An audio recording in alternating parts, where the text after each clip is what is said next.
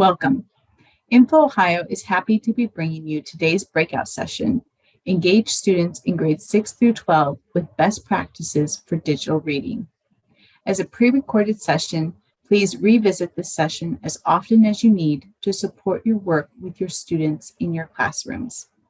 Today, we'll be talking more about the quality digital content and tools available at no cost from INFOhio to support Ohio's learning standards for grades 6 through 12. The bit.ly that you see here on the screen will take you to a document that will provide you with more support as you work your way through the content. My name is Mary Rowland, and I'm a professional instructional specialist with INFOhio.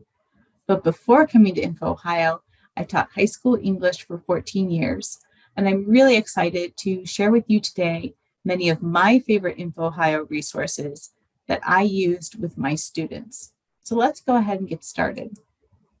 INFOhio is Ohio's pre-K-12 digital library. We provide premium digital content and web tools at no cost to Ohio's teachers, students, and families. We love hearing from you and continue to use your feedback to make improvements. Please open this survey and fill it out at the end of today's session.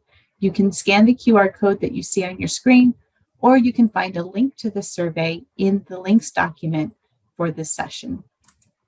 So today we're going to take a look at a few of the resources that support Ohio's learning standards, and we'll explore specific examples of content and how it can be used in instruction. We'll also talk more about helping students become better readers of digital text. If you are new to INFOhio, here are some key steps for getting started. Begin at infohio.org and check the top left corner to make sure that you are logged in. You will probably see your school or district name or statewide user in the top left corner. If you are not logged in, the button will be red. Click it and do a search for your school or district name to find your password. Many of the resources on the grade 6, 8, and 9, 12 pages are the same. So for today's presentation, we're going to start on the grades 9 through 12 page and explore some resources that are going to be applicable for students in grades 6 through 12. From the home page, click the grades 9 through 12 button to access some of our most popular resources for grades 9 through 12. Let's start with Worldbook Student. Worldbook Student is a Worldbook encyclopedia for students in grades 5 through 10. This resource includes videos, images, articles, all written at a reading level that's appropriate for students in grades 9 through 10. Worldbook Advanced is the Worldbook encyclopedia for students in grades 9 through 12. Just like Worldbook Student, Worldbook Advanced contains images, videos, articles, all of which are written at a slightly higher reading level and offers content that integrates really well with Google Classroom. There's a read aloud option for students that need additional support. Explorer for grades 6 through 8 is a database which offers newspaper, magazine articles, as well as videos and journals and ebooks from publications that are suitable for middle grade students. Explorer 9 through 12 is just like Explorer 6 through 8 and offers the same great quality newspaper, magazine articles, journals, videos, and ebooks, but from publications that are suitable for a high school audience. Both Explorer databases provide content that integrates with Google Classroom, and both offer read aloud options. iSearch is INFOhio's discovery layer tool.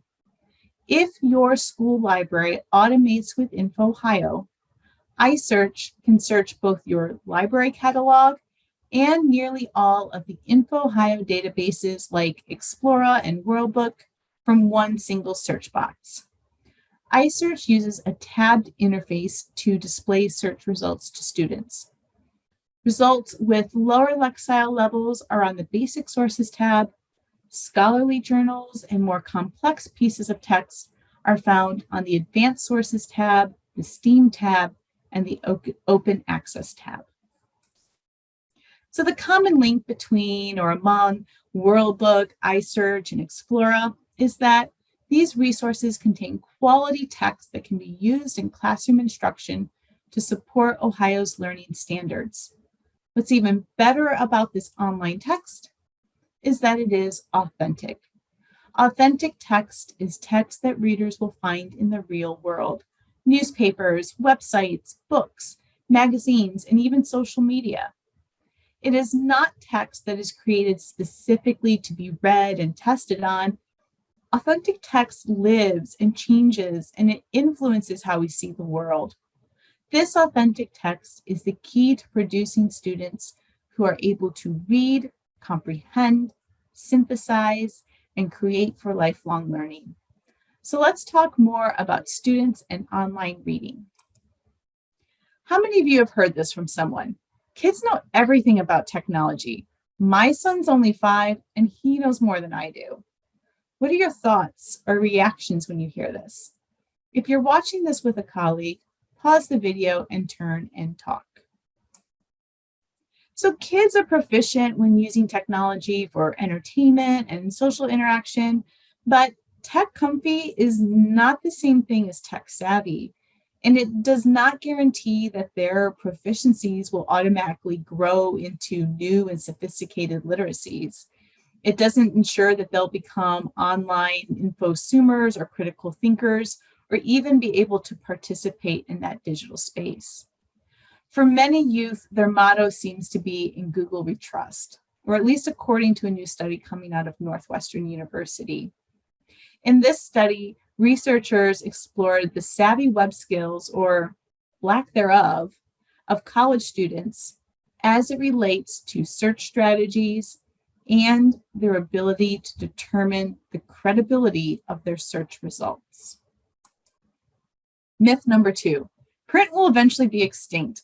People read everything on devices now. What are your thoughts or reactions when you hear this? Again, pause and turn and talk if you're watching this with a colleague. So research shows that most people still read print books and will choose print over digital. A Scholastic reading report shows that 65% of kids ages 6 through 14 will always want to read print, and a Marachi study reveals that 72% of college students prefer a print textbook over a digital textbook. A 2019 Pew Internet Research study found that 65% of adults who read regularly prefer print. Myth number 3, reading on the screen is just the same as reading in print. Thoughts, reactions? Again, take some time to pause and turn and talk. So the research shows that when we read online, our practice shifts. In her article, Being a Better Online Reader, Maria Konnikova found that readers tend to engage in more skimming behavior when we read online. We tend to scroll, which means we tend to read more quickly and as a result, less deeply than when we are reading in a print book and navigating page to page.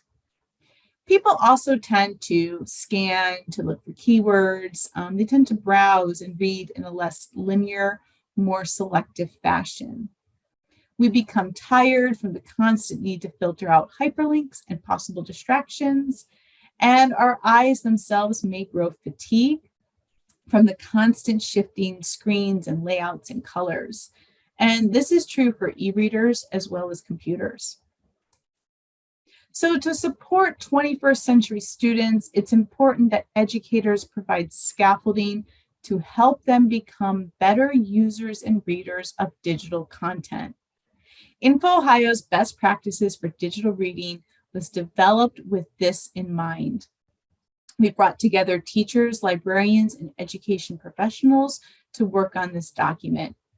It's available on the INFOhio website, and a link is included in your document that accompanies this presentation. So let's take a look at some key takeaways from this document. So I've pulled out some key ideas from the best practices document. So let's take a little pop quiz and test your knowledge to see how much you know when it comes to supporting readers using devices. Question number 1, adults should use text in lessons. And the answer here is true. Using digital text along with modeling effective strategies for engaging students using that digital text will help them become better readers of digital content. Question number 2, using multiple forms of media with students is too confusing and should be avoided. The answer here is false. Reading digital text, examining graphs or images, and using streaming video to introduce or supplement instruction of a difficult concept, these are all great ways to use multiple forms of media with instruction. Question 3, students need teachers to model how to navigate reading platforms and use interface features for learning. The answer here is true. Remember, tech comfy is not the same thing as tech savvy, and modeling a great teaching strategy is just as acceptable when it comes to teaching students how to read as it is to teaching them how to engage with digital content. Question number 4. Bimodal text is helpful when reading on the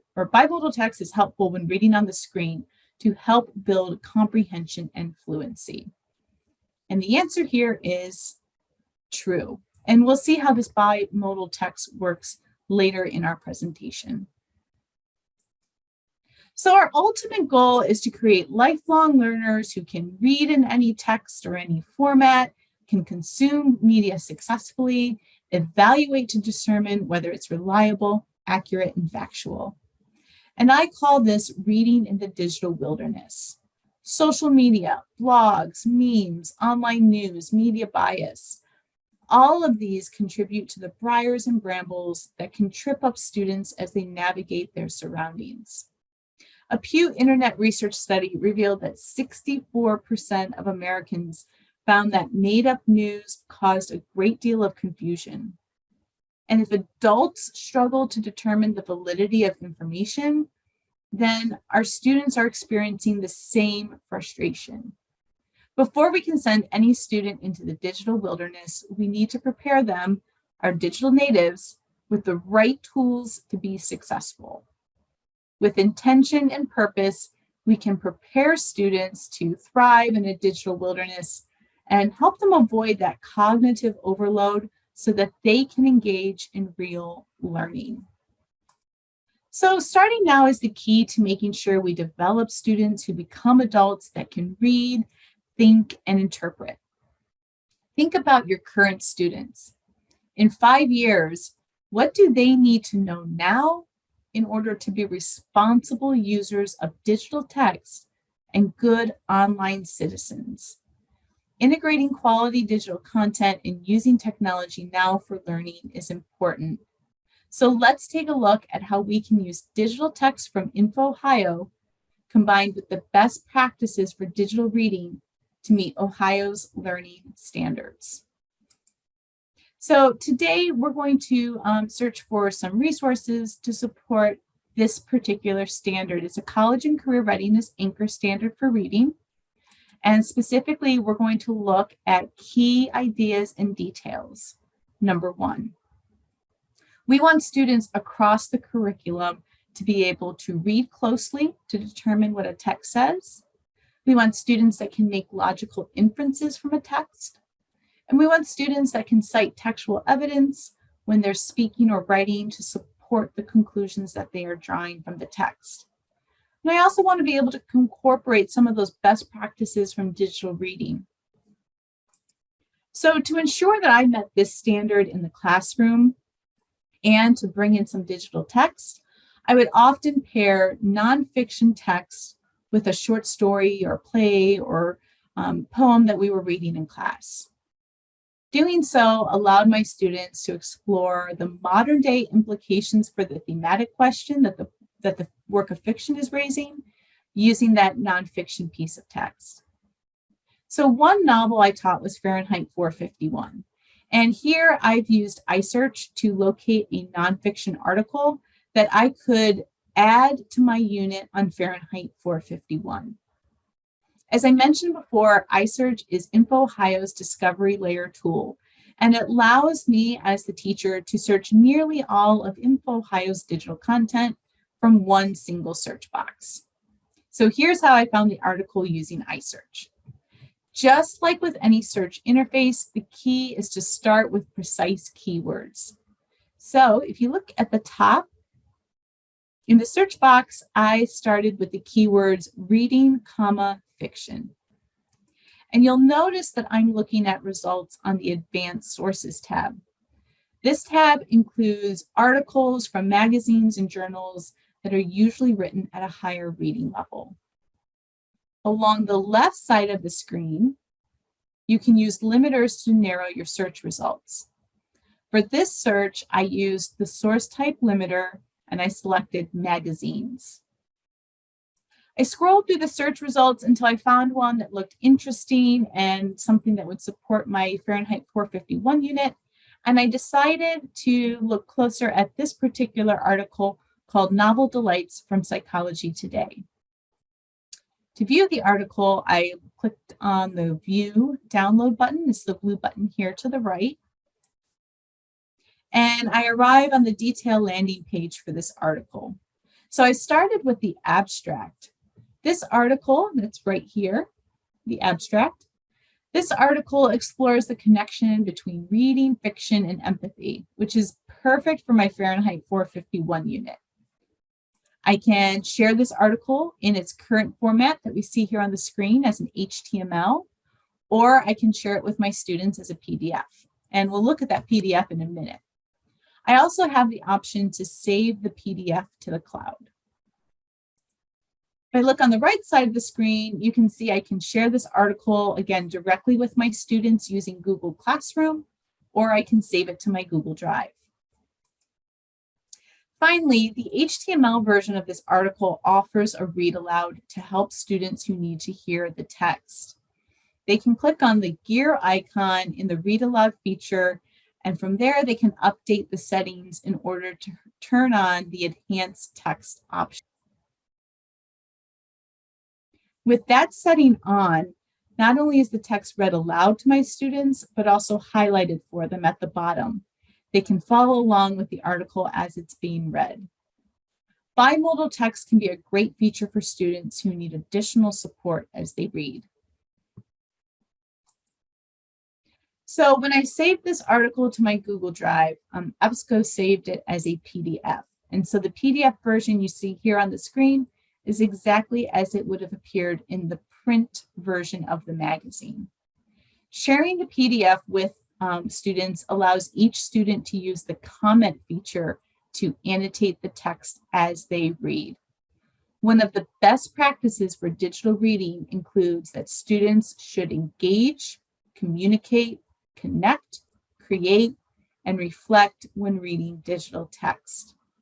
So to support that engagement with the text, you can see that I added some questions to guide their reading. These questions also connect back to Fahrenheit 454. And as students read the text, they can answer those questions using the comment feature in Google. Again, annotating the text is a best practice for reading both print and digital text. You can use Google Chrome extensions like Cami and Google Read and Write for annotation. We know that readers tend to skim when reading online, so adding these questions to guide reading helped to teach my students to annotate the text, and it also helped them to slow down instead of skimming and scanning the text.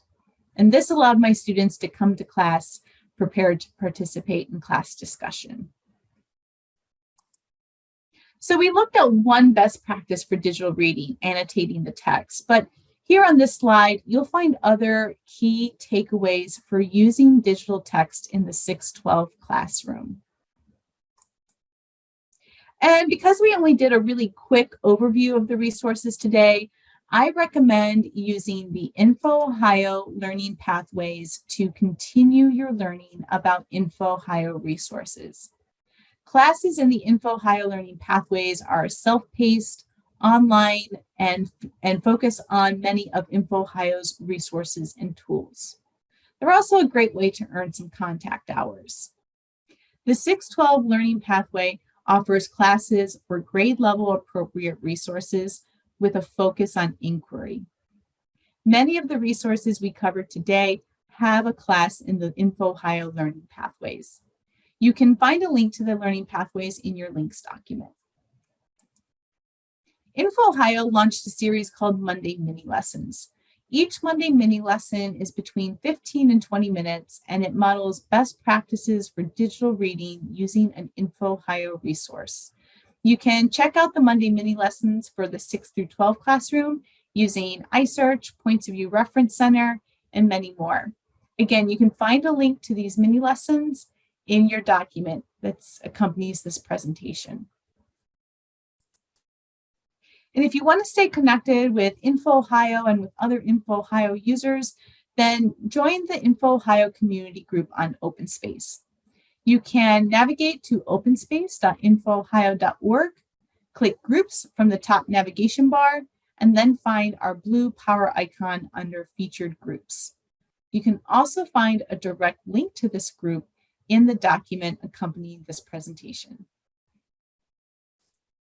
And follow us on social media. It's a great way to stay connected with INFOhio and updates from INFOhio. Of course, we love it when teachers and school librarians share with us what their students are doing in your classrooms and libraries with INFOhio resources. Please consider following us on Twitter, Facebook, and Instagram. And again, if you didn't already, please fill out our feedback form. We greatly appreciate your feedback and input. We want to support the work you are doing in your classrooms with your students. Please reach out to us with questions or if you need more information about INFOhio resources. You can always find us at support.infohio.org. Thank you for your commitment to your students, and thank you for spending some time with me today.